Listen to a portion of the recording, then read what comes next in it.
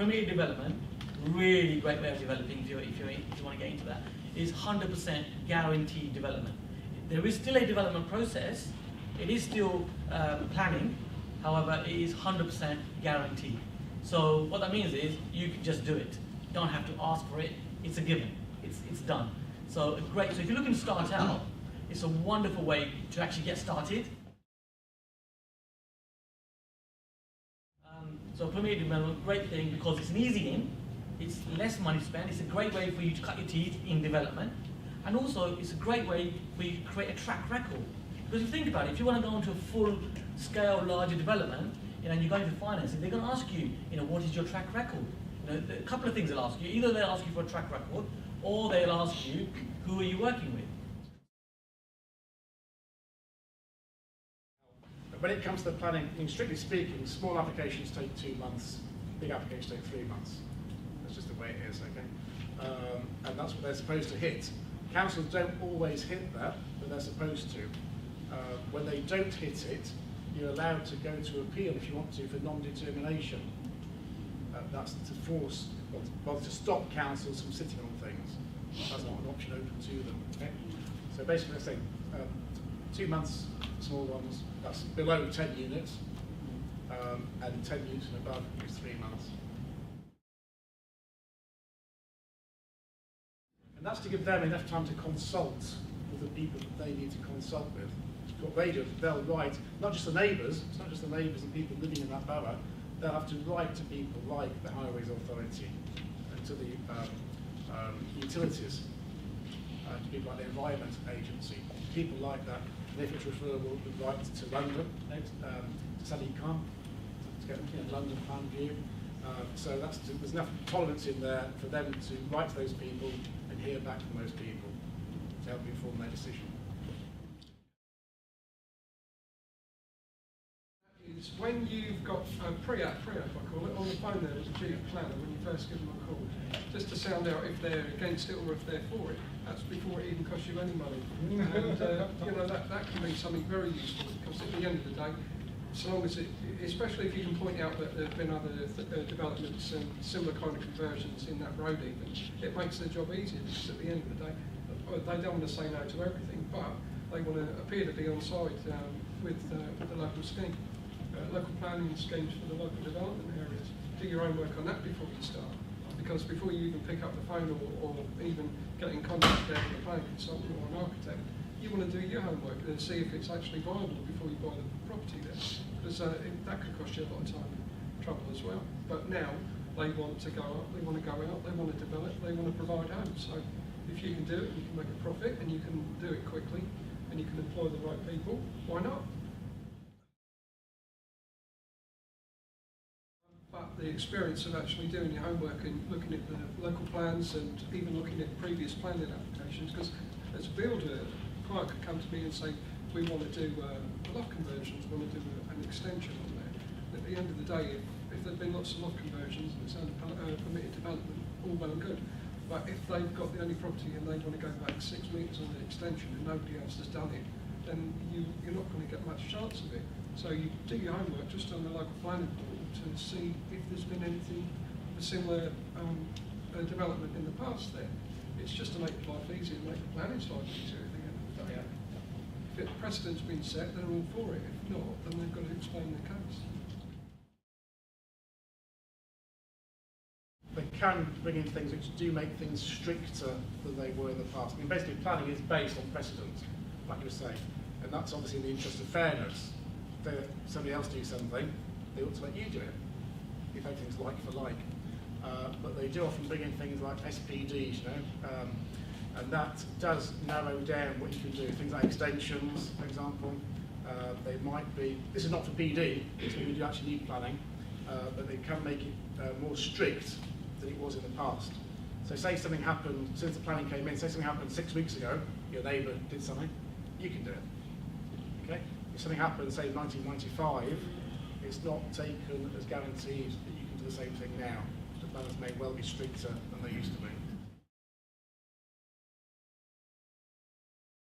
The reality is, people like to deal with people from similar social backgrounds. They like to deal with people that they like. They like to deal with people they get on with.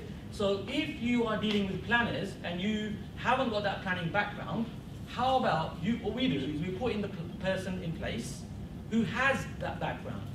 So maybe an architect who's been a planner, somebody who can converse with them with their social background, or maybe they went to a similar school, or maybe they did some kind of a particular planning course, and they'll have their own language, which you and I want to actually understand, but it doesn't really matter. What we're looking for is a result. And the mistake that, like I said, that people make is they try to do it all themselves. So if you're starting out or you've done a 1 or 2 or 3 or 5 projects, I would say get that person in place because they are key for you. Remember that planners, they have the common sense approach. Many people end up fighting with planners, they end up creating problems and saying, look, this is exactly what I want. But keep in mind, they are amicable people. They have a common sense approach. They've got a remit for that area. Now, if you're thinking about creating something where it's too out of the standard for their area, which won't allow them to do it, they're not going to accept that. So think about that. So what you can do is you can get what you want, provided you think about the common sense approach, what is actually going on in the area, what are the planners accepting, what do they like, so you can actually create your planning around what they would like. So if you can add these into your plans, it's more tick boxes for you.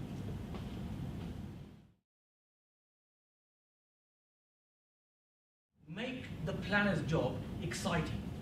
Just imagine, just for a moment, that planner is a human being. They're at their desk, they're under pressure, they're giving, like Kingsley mentioned earlier on, where they've got too much work as it is, they're cutting down the hours. The planners, some of them, they're actually locums. They haven't even got a fixed job. So they don't really know when their contract's going to end. So they don't really want to make a decision. So why would they make a decision and it be on them? Keep this in mind. I know I'm going a bit deep here, but think about this. So treat them in the way that they want to be treated. So if you imagine, if you were that person that had all this workload and everyone's asking for your planning to be done and it's the same bog standard information they're getting every single day, and then someone like you comes along, who's an entrepreneur, who's just that bit more exciting, who livens up their day, who makes that planning application exciting for them. So the way you present it, the way you show them, so some CAD diagrams that might be just that little bit more inspirational for them. That's that little bit of enthusiasm that your architect shows them for your plan. Maybe you invite them to site and show them what your ideas are, something that's a little bit outside the box for them. They're going to be excited by your project. What do you think is going to happen to that pile of work? Whose project is going to be at the top and whose project is going to be at the bottom? Where's your project going to be? Know what they want to build, know what they need to build, and where they want to build it, Because if you're in line with that guidance, the chances are you'll get great success. If you're not, it will be an uphill struggle. But certainly there is a case, even in our environment of, I'll say, 6-month contracts and things at the planning department, there is a case for knowing the planners and knowing what they will find acceptable. For example, in Bromley, I know I can do very, very contemporary architecture, provided it's got one of the gables on the front. They like their gables. So they see Bromley as being like Kentish, Old England sort of thing. It can be a modern building, give them a gable. Do a flat rectangular building, like you would do, say, in Florida or Spain, no chance. Okay? So little things like that, little tricks that make life easy if you want a quick result. Some people need a quick result, or want a quick result. And that kind of knowledge can count for quite a lot, for sure.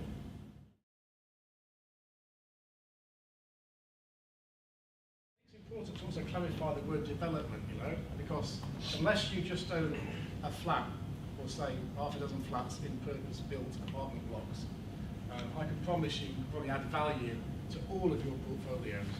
So it's about going around, looking at your portfolio and saying, where can I add value to this? Extensions or new buildings on the back land. So do think the development sort of mindset, especially if things do flatline in terms of value. Development is a good way of adding value to your overall portfolio.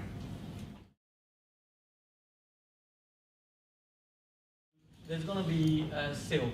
So it is new for you to feel right down to CIL, CIL. So you're going to be paying CIL. You're going to be paying typically Section 106 as well. So you're going to be paying that. Within that, you can make it more desirable, your project more desirable. by negotiating. People think that you just pay Section 106. People think you just pay the SIL, but it's actually negotiable.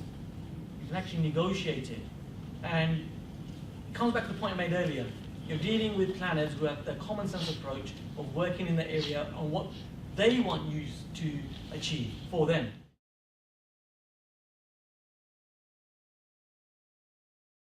One thing I do find in property, which is amazing, I mean, to be honest with you, this kind of thing didn't even exist. There wasn't this kind of scene 10 or 15 years ago. There was the salesman, the people who do a seminar like this and say, come and buy 10 flats in Manchester off plan. That's not like this at all. This is more of an educational, immersive, if you like, environment, where people do genuinely learn of people.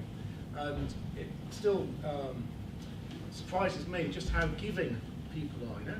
People like Cam and other guys in the room will give you their knowledge, give you their time for free. And that's worth millions, you know?